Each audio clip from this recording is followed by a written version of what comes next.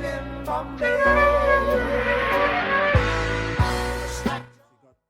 real privilege of talking to probably Australia's most prominent boxing trainer at the moment, Jeff Horn's trainer, Glenn Rushton. G'day, Glenn. Thanks for joining us here today, mate. Yeah, good to be here, Jason. Yeah, it's always good to be talking about Australian boxing. And how can I help today? Well, basically what we'd like to know is, we'd like to get a background into, you're well known over in America, certainly Jeff is, with Dennis, the two fights that you had with Dennis and the fights that you had with Dee Hobbs.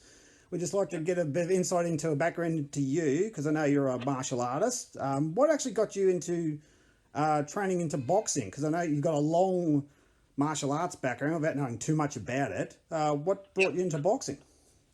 Well, I actually started out in boxing originally. So I started out in boxing and then, went from there into martial arts. I think like a lot of us, we got caught up in the whole Bruce Lee era.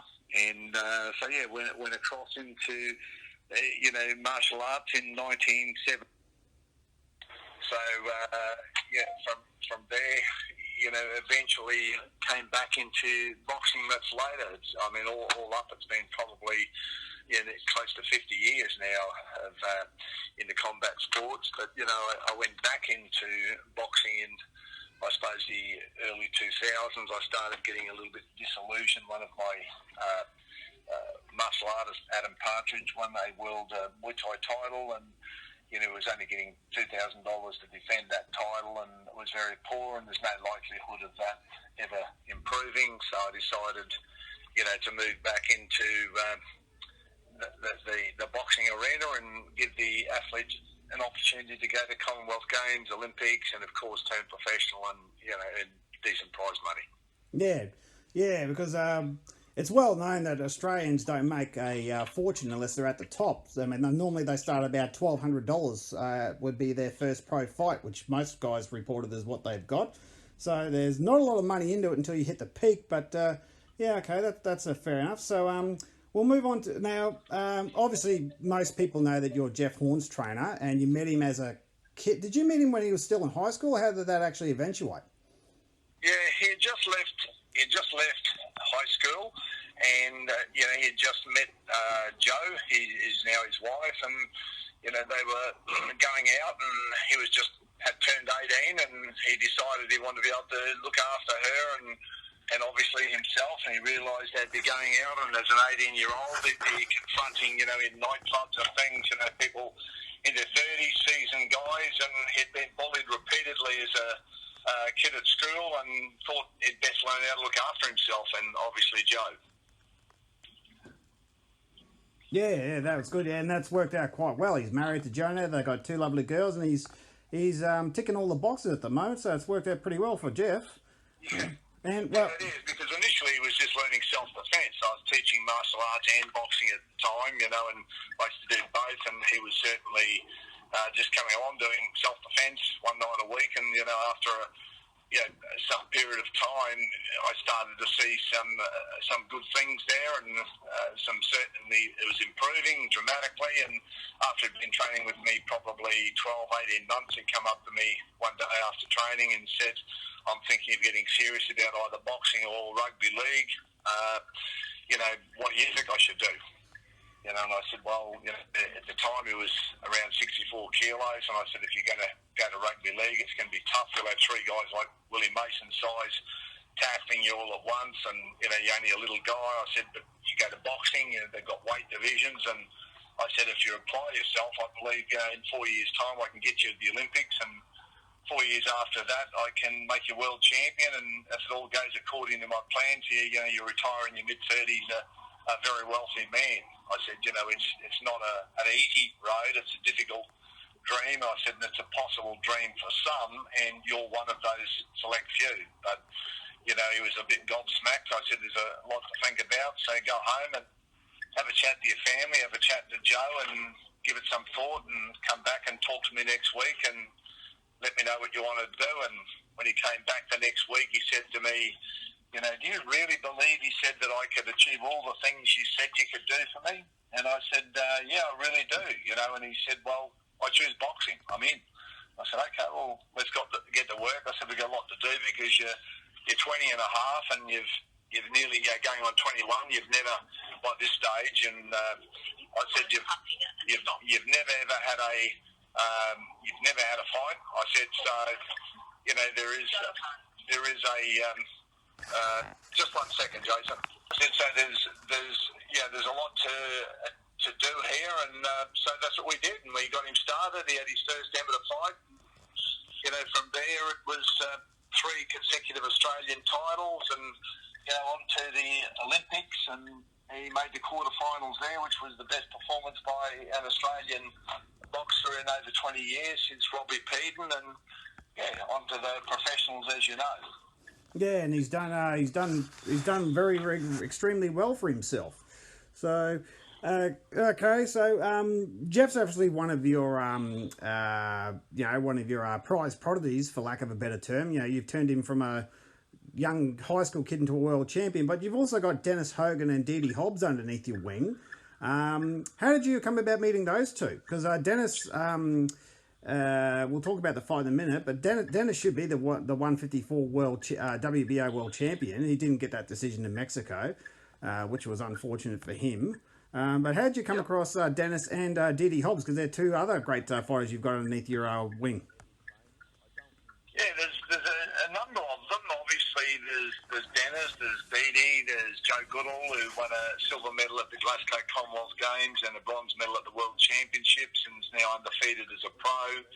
I've got Andy Hunt, who's doing great things as well. He's undefeated, just come off a great victory over Cesar Monsot, who was once ranked number 3 in the world. So, we've got a really good team. Cameron Hammond, who went to the Olympics with Jeff Horn as well. But Dennis was actually sparring with Jeff for quite a long time. So he'd been sparring with Jeff for about 4 years, and we would go into where he was training, or with Steve Dalla, or he would come up to us, and he did a lot of sparring with Jeff, and he was pretty shattered by it. And he come to me a bit over 3 years ago, and he was fairly downcast, and said, he says, I always wanted to be a world champion, since I started boxing when I was just a toddler with my granddad. And he said, I'm 32 now, I think he was at the time. He said, and I'm starting to think I'm not going to get there, and do you think I can be world champion? I said, well, I think you can. I said, Dennis, but, you're going to have to change. There's a lot of things that you need to fix and improve and so forth, And he said, well, would you take me on board? Would you teach me? And I said, I'm happy to take you on, and I think we can do it. Of course, time's precious. You're already 32, so we've got a lot of work to do. And so that's how that eventuated. And, yes, we had a good run there. And I said there'd be no more easy fights, and they're all going to be tough fights like I did with Jeff. Excuse me. And, I said they'll all be world-ranked opponents. So we went through Nanaka, who was world-ranked. Then we went through Jimmy Kelly, who was world-ranked number 2. And then on to Jamie Weech. And, of course, then, as you know, that historic fight down in Mexico where he fought Munguia, who was undefeated, 22. Everyone expected Munguia would knock Dennis out in a few rounds. Dennis was paying $25 for the win. And we believed we won the fight. The commentators thought we won. The polls all thought we won. The people on the night, even the Mexicans, were telling us we'd won the fight. And we thought we'd had it by a couple of points, and we didn't get the decision, as you know. But, he fought a great fight. So, yeah, certainly that's a brief sort of episode of Dennis. Of course, he lost to Charlo, which is a fight I didn't really want. But unfortunately, the opportunity was there to fight for another world title, and they told us that even if we'd lost that fight, we'd get another shot at a world title fairly quickly after that. So that's what happened there with Dennis. TstreeT, as you know, we've known TstreeT for some time. I was actually in her corner in the amateurs in the Australian titles several years back in the amateurs, and she won the Australian title on that occasion. So I've known TstreeT a long time. She trained with a good friend of mine, Russell Finn. And again, TstreeT came to me, and, it was only about a year or so ago now, even less than that, and just said, like Russell said to her, listen, TstreeT, I think they decided for one reason or another why they were going to part company. I think it was on reasonably good terms, but did he come to me? And Russell suggested that she come to me, and of course, I'd known Dee Dee well through the amateurs.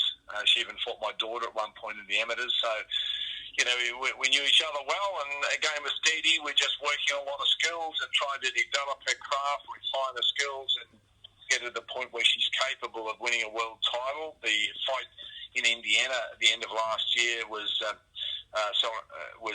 earlier this year, I should say, in February, came at very short notice. It meant training through Christmas, and she said, I want to do it. And I said, okay, well, let's give it a crack. I said, it's a tough fight, fighting, this girl in a hometown on short notice, but, we will give it a shot. So we went over there, and it was a tough fight. It was a close fight, and we still thought she was in it. It was a shame that in the, in that second last round there, round 9, that her mouth guard came out very early in the round, and the referee, which, as strange as it may seem, was Mark Nelson, the same referee that refereed the Horn-Tszyu fight. We had the exact same referee, and I've got nothing against Mark. He's a good guy. He just simply didn't see the mouth guard come out very early in the round. So Dee Dee fought the whole round with no mouth guard, and I'm standing. I found it was on the floor. It flew over the ropes and onto the floor and under the officials' table. So I got it out, cleaned it, and I'm frantically waving it, trying to get his attention.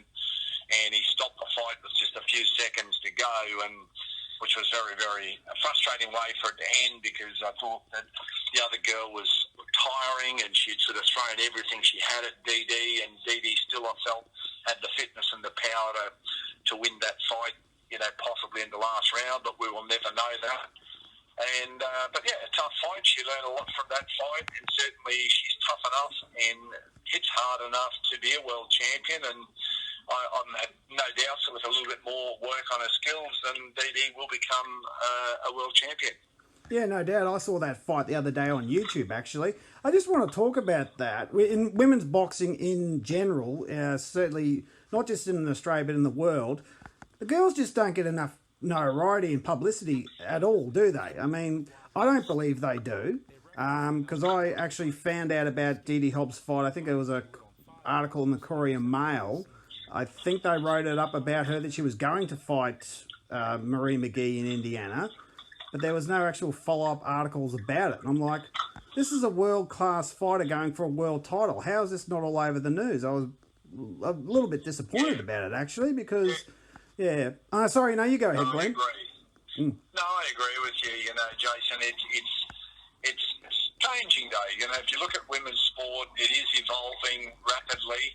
It's a shame that the coronavirus hit when it did, because whether it's cricket or AFL or soccer, these girls are starting now to become household names. And people are becoming very aware of them. And of course, with that, the TV rights will increase, the prize money will go up. So I think the future is very bright, even though the present looks fairly dark and gloomy, and you would say, yes, they're not getting a lot of notoriety, and certainly the money is just nothing impressive at all either at this point in time. But, it does need to evolve. It does need to capture the imagination of the public, and I think that is happening. And it's happening rapidly, because I look back at women's boxing even 10 years ago, the standard was very poor, between men and women, whereas now you've got the likes of, Katie, you've got Bailey, you've got Clarissa Shields, and, their skills are very good. They're fighting very, very effectively, efficiently, and I think that, we're going to see the notoriety will, of course, come. The money will follow, and I think that's going to start to happen quite rapidly over the next few years. Yeah, absolutely. So we'll move now with back on Dennis. Now now it's our understanding that he has a deal with PBC. How many fights does he have, or is there something you can tell us about what deal that he actually has with PBC? Without giving anything away. Because I believe that his fight with Charlie was under PBC. Does he have any further fights along the lines of PBC, or what's happening with that? I believe so. I mean, I wasn't party to the direct negotiations there. They actually engaged a guy over there in the US to enter into those negotiations. So, I'm not completely. I believe he had a 3-fight arrangement there, and he's had one of those fights. So potentially there's another 2 fights there outstanding. One of which is to be a comeback fight, and then dependent on the outcome of that, could potentially be a world title after that. But but of course for Dennis, he's 35 now, so time becomes precious, and the coronavirus, unfortunately, for young fighters like George Kambosos and the Maloney brothers and people like that, is not as big a problem. But for the older boxers, this is very, very frustrating. We still don't know where it's going to end. Yeah, I'm actually. I think we're tipping. I'm actually tipping that by September we should be right. Hopefully, that's just a stab in the dark. Hopefully, we can actually see Horn-Tszyu around then, or do you think it will stretch out to the end of the year? I mean, obviously, no one knows, but I've heard that reports that the NRL is starting to push their case to get back into action around May 28th. And then once they go, the AFL will follow suit, and then everyone else will go, well, they're allowed to play, how come we aren't? And everyone will just keep going. I don't understand how horse racing is being able to operate, considering those horses are less than 1.5 metres away from each other, so I don't know how that works, but anyway. I still can't figure that one out. How's horse racing allowed to happen? Anyway, we'll move on from that. It is one of these things that we're all trying to work through. Obviously, with the NRL, they're not having crowds. We do not want the fight to proceed without a crowd. We went up to the new stadium up there, beautiful stadium. How nice is it? Council. We were there the night before. The whole thing got shut down. We went up there for the press conference, and we just can't wait for the fight. But we do want there to be a crowd, so we're not going to rush out and try and do this in a closed venue or something. We don't want to do that. We do want to have a crowd. So, I believe that we're probably looking at, somewhere around September. But, again, we're all obviously waiting for further clarification from government departments as to when these restrictions will be lifted and life will get back to some form of normality. Yes, when ScoMo gets the okay from the doctors is pretty much the way it's going to go. And I think he's already acknowledged that. Yep. So we'll just wait and see. So back on to the Horn-Tszyu fight. Now, I could not believe for the life of me how, as much as I love TstreeT and I wish him all the success in the world, how is he the favourite for this fight? I couldn't figure that out. I'm scratching my head going, really? That's a good point. TstreeT's, as much as we all love Tim, and, he's a great kid and he's going to go far, but he's 15-0. He's only really fought national, domestic level guys, taking nothing away from Joel Camilleri or Dwight Ritchie, God rest his soul, or Jack Brubaker. But Jeff's fought 5 current and or ex-world champions, beat Manny Pacquiao, and Tim's the favourite? Yeah, no, I can't figure that one out for the life of me. Even though I know Jeff doesn't care about it, he's just like, I couldn't care less. No. We don't. I mean, I find it strange, like you, when you look at what they've done. I mean, here's Jeff, that you could say if he was a racehorse, he's performed well at Group 1 level, and, Tim hasn't yet fought at Group 1 level. So certainly, it is hard to understand the reasoning behind that. Of course, they look at the undefeated record of Tszyu, and I've watched Tim since the amateur days, and very talented young boxer, and I've got a lot of respect for Tim and his entire team. So I saw, he certainly, as I said, he's got the right breeding. He's shown there's not just breeding, he's actually got a lot of talent, and he's a very determined young man. He's very tough. He's got the typical, Russian style, and he's a good counter puncher, but he attacks well. He's got great composure. Good composure, and he's not phased, and certainly has great belief in himself. So everything, he's got the right team around him. He's got the right skills, but is he ready for Jeff Horn? I think not, but we'll find out, of course, when this fight takes place. I think it's very interesting because Jeff is a guy that's beaten the legend. There was Manny Pacquiao old. No, he wasn't old. We've seen he come back and beat Keith Thurman and Batiste since then. which I always predicted he would do. Jeff just fought a better fight on the day. He won the fight clearly, and he out-Pacquiao. He did. I always felt Jeff could have beaten Crawford. I wasn't happy. It was one of those camps where too many things went wrong. And unfortunately, it was still a close, tough fight. I rate Crawford, Terence Crawford, as myself personally, I rate him as the best pound-for-pound boxer in the world at this point in time. I know that everyone will say Lomachenko and others will say, Anthony Joshua, although I think a little bit of the gloss went off Anthony when he lost to Andy Ruiz, but he's rectified that as well. But, I would certainly rate Terence Crawford very highly, but I believe Jeff could have beaten him. And he went down to, of course, Bendigo as a huge favourite, and he wasn't ready for that fight. That's all been very heavily documented in the press as to what my opinion was about that. And he lost, but of course he righted that wrong when he come out, and we fought a bigger, as Michael Zarafa said, I'm bigger, I'm younger, I'm stronger. This is his words, not mine. He said he had a superior boxing IQ. Jeff not only outboxed him, he outpunched him, he outmuscled him, and he beat him very convincingly. And as Michael said 7 times in the post-fight interview, the better man won on the night. He was the better man on the night. So you've got to take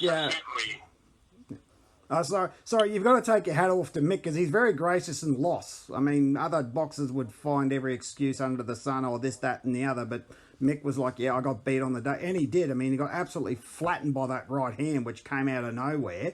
And what a shot that was! A tremendous punch, proving once again that one punch can change an entire course of a fight. 100%. Jeff was winning the fight. Remember at the time, he was.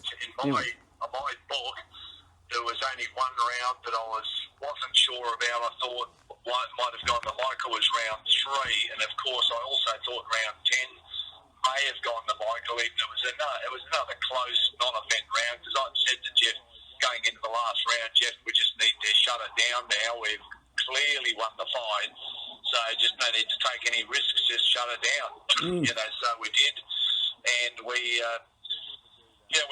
thought it was a very convincing win, and in the division where Jeff really probably shouldn't be at the moment, that was in the middleweight division, but we had offered Michael significant incentives to fight middle, but he didn't accept those, so we went to middle. But as I said, the welterweight, Jeff Horn that beat Manny Pacquiao would beat the middleweight Michael Zarafa, so I wasn't concerned about the weight. The weight was never my worry. It was just making sure that Jeff was fit.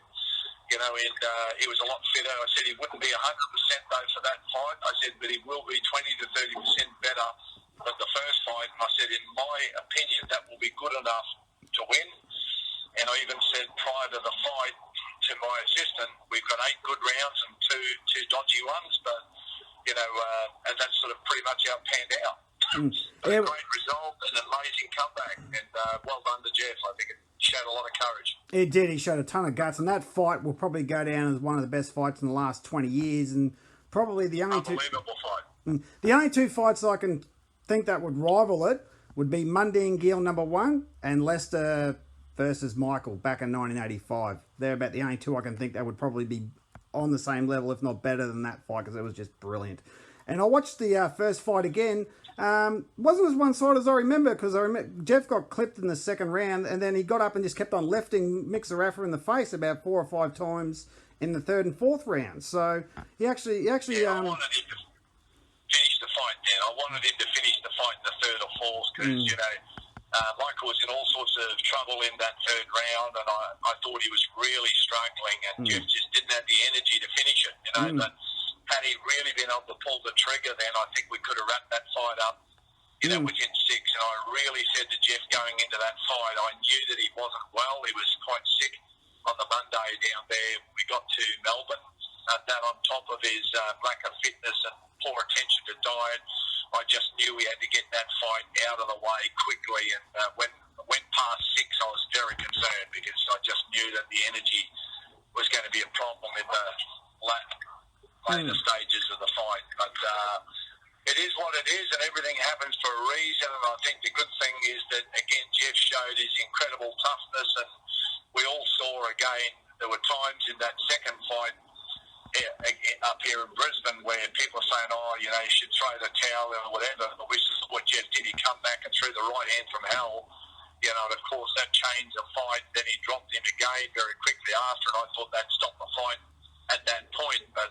you know, the fight went on, and Jeff had a convincing win, and I think he righted that wrong and showed, you know, that's what he really should have done in the first fight. He should have gone on to fight Gerardo for the world title, but you know, sometimes we've all got to learn lessons the hard way, and, you know, you realise that you've got to put the work in, because all boxers are prepared to win, but they're not all prepared to prepare to win, and we've got to make sure we do put the work in, and I think Jeff showed that for the second fight. He come back when he put the work in, and, you know, his class come through and his toughness, and, you know, it was great to see, and as you said, it was a very honourable defeat by Michael Zarafa, even though he said a lot of you know, I suppose foolish things in the build-up to the fight. On the night, he was very gracious in defeat, and you know, we wish him all the best for the future. Yeah, and it's a good thing that he's not fighting Mundine anymore, which is a good thing, hopefully. So, anyway, yeah, well, we're all glad that's not going to happen anyway. So let's talk about now, obviously the biggest focus of the country is Horn-Tszyu. Now, I don't know if you guys are aware or not, I only found this out the other day, that the IBO 154 title is being vacated by Jason Rosario. I don't know why, but it's been vacated. Tim's actually ranked number 12 according to their computerized stats. Would that be something you guys would be interested in going after, making that fight a world title fight to make it even bigger, or has it even been discussed, or are you guys aware that the IBO strap is now vacated, or? Well, we are very, if we could make this a world title or an eliminator, if the landscape changes, then yes, we would do that. You know, we would be very keen to, you know, when you look at this, Jeff is ranked number 5, Tim's ranked number 6 in different sanctioning bodies there. There's certainly two fighters that high up in the rankings, particularly with Jeff being you know, a former world champion. I think that it is worthy of a world title. There is no doubt about that. And if that opportunity is available, we would certainly grab it with both hands. Absolutely, yeah. So after, I'm going to say if, I'm not going to say when, because I'm just going to say if, and you know what I mean by when I say if Jeff gets past Tim, what's the next step? Are you going to go after Jason Rosario, or are you going to go after the WBO champ, Patrick, I can't pronounce his last name, Trixie, I think he's last name. Yeah. I think either fight, to me, Jeff would win either fight. Mm-hmm. That's my belief, that Jeff beats either Rosario or Teixeira, and I say that obviously with some degree of investigation and research. For example, Teixeira fought the night I was down there with Dennis Hogan in Mexico. He was the fight beforehand. He fought that night when we fought Mongolia. And whilst it was very good, and he was very good against the Dames, and he showed incredible resilience and toughness to come back to win the fight that everyone expected the Dames would win, I still believe that Jeff, who fights exceptionally well against southpaws, with Manny Pacquiao being a southpaw and Teixeira being a southpaw, I think that's a very, very winnable fight for us, Teixeira. And certainly Rosario, he was sparring Dennis Hogan there, you know, prior to when Dennis fought Charlo, and I watched footage of him sparring Dennis, and I believe that Jeff would beat Jason Rosario. And of course, I also watched the fight when Rosario won that fight. So, you know, I'd be happy for Jeff to fight either of those two fighters. Yeah, and being that I believe Tim is number 6 or number 7 with the IBF. He would get that opportunity if he gets, once again I say if he gets past Tim Tszyu. So we'll talk about the undercard. Now I saw on another YouTube thing that you were looking at getting Louisa Horton on the undercard to Jeff Tim along with Liam Wilson. I know that everything's been put on hold, but is there any developments on who's going to appear on the undercard? There's obviously been discussion. I'm looking at possibly Cameron Hammond, the Olympian who went to the same Olympics as Jeff. I'm looking at Cameron Hammond. You know, he's a brilliant boxer, Cameron. We certainly haven't seen the best of Cameron Hammond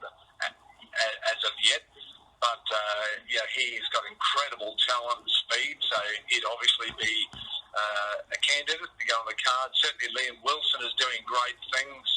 What a knockout he had that last fight. Oh, my good. Oh, sensational, you know. Just Out before he hit the sweet ground. timing. Yeah, just... Sorry? He was out before he hit the ground. No, it was an incredible knockout. And just one of those beautifully timed left hooks. And, you know, when they land like that, it was just sweet. And I'm sure, you know, his opponent never even saw the punch. It was one of those shots that just beautifully timed. And, it was a classic boxing punch, for sure. It was, and I'm very keen to keep my eye on Liam Wilson because he's a super featherweight, and research has shown that super featherweight for Australia is our most successful division. We've had more world champions in super featherweight than any other division, so he might be another one. And he might get the IBF strap, which 4 guys have held before, so I think he's going to do... He's certainly a talent, there's no doubt about that. You know, he's a talented, a very nice young guy, talented boxer, and we look forward to observing his journey as it continues. As do I. Now that I'm aware of him, and Barry Michael told me about, you know, make sure you watch that fight, and I did, and yeah, fantastic. And for 6-0, I mean, what a fight for 6. I mean, he's so young, he's so green, and he's going to go great guns. There's a shift in Australian boxing though now. You know, 10 years ago you would never have seen these sorts of fights that you're seeing now, but Australians now are just, you know, they're starting to do what I did with Jeff, and that is to bite off more than we can chew and then chew like mad, you know, and they're starting to do this now. And, you know, we're seeing some incredible performances and, you know, and early on, you know, people taking on these great fights early in their career and stepping up to the plate. So, you know, well done. And it's certainly, I think Australian boxing is getting a lot of credibility, and if you look at the rankings, Australia now has so many boxers in the world rankings. It's incredible. So yeah, well, we've got ranked all the way from heavy. We've got Dempsey McKinn, heavyweight, Jai Apatai. Is that how you pronounce his name properly? Apatai? Is that how you pronounce it properly? A cruiserweight. I hope I've pronounced his name properly. We've got so many. We had not Liam Wilson. Murdoch. Murdoch was that super middleweight? Liam Parrow. You know, there's another Liam Parrow. He's now ranked, I think, number 2. You know, number 2 WBA 140 pound. Yep. Yeah. I saw a phenomenal. I saw Jai a Apatai could do anything. You know, he's a very, very good boxer, Jai Apatai. He also went to the Olympics with Jeff, so you know it's been a terrific Olympics, that one, with those emerging very strongly, and certainly Jai has all the skills he needs to be a world champion. Just on that, did you see that report that there was a report there on Fox News that Tyson Fury wanted to fight him? I'm like, really? That can't be right. Well, that's a long way away. In my opinion, that fight's a long way away. I think Jai's got business to do in the cruiserweight division first, and I think once he gets a world title there, then obviously he'll weigh up his options. But whether he goes up a division or whatever, he'll naturally chase the big fights and the big money. But you know, obviously he wants to become a world champion first. And I think, you know, he'll do that in the cruiserweight division. Yeah, absolutely. So what's your thoughts on the stadium in Townsville? Now, I lived up in Townsville for 6 years through my military service, and I haven't seen the new stadium because I moved away just as they were finishing it. How's it look, the new... It's phenomenal, Jason. It's absolutely beautiful. When we went up there for that game, the Broncos-Cowboys game, I was just... Yeah, because I actually grew up in Townsville myself. I went to Pimlico High, Currajong School there, and so I grew up in Townsville and know the area well. And it's just an amazing stadium. I mean, the ventilation, the way they've designed it, the view. We were right up the top in one of the sky lounges, but the view was impeccable. And certainly, I think it's a credit to North Queensland, a credit to the Queensland government for supporting that stadium up there, and I think it'll do wonders for the entire region. Are you predicting a sellout for the night? Because I'm reckoning at least 20,000 plus. I reckon at least 20,000 plus. I think we'll get a sellout, yeah, I really do. I think they'll come from, Mackay to Cairns out to Mount Isa. I think they'll come from far and wide to see a fight of that calibre. I mean, you've got to remember that Tim's dad, Costa, actually fought in Townsville many, many years ago. So to have his son back up there fighting, I think it's going to be a real coup and what a major event for North Queensland. So we're excited to be up there and can't wait to get it on. And I think think it is going to be a great fight. And even if some people feel it's a little bit early for Tim, I think it is going to be a very tough, a very competitive fight. And I can assure you we're not going to underestimate Tim Tszyu. No, I think, in all honesty, I'm going straight down the line. And myself and TstreeT are straight down. It's a 50-50 fight. We can't pick who's going to win this fight. So even though fight should be, that's the way every fight is. It's a 50-50 fight because as Jeff proved against Mick in the last one, it only takes one punch to change the complete course of a fight. Yep. The most famous one I think of was when George Foreman knocked out Michael Moore back in 1994. George was losing that fight by a mile, and then boom, bang, and Mick's on the ground, passed out, and George is the champion again. So, That's what makes boxing such an exciting sport. Is anything it does happen in at the blink of an eye. That's how fast fights can turn. That's exactly right. That's exactly right. Well, I do appreciate your time here talking with me, Glenn. I can't thank you enough for taking the time to talk to me. I know you're a busy man. You're welcome. Yeah. You're welcome, Jason, and you stay safe, and we look forward to talking again in the future, hey? Absolutely. If we could get Jeff, if Jeff would like to come on the show with us, he's more than welcome because we'd love to talk to him, and we'd love to talk to you again before fight time. So yeah, that's great. Yeah, no, and just on we're actually what we're trying to do is.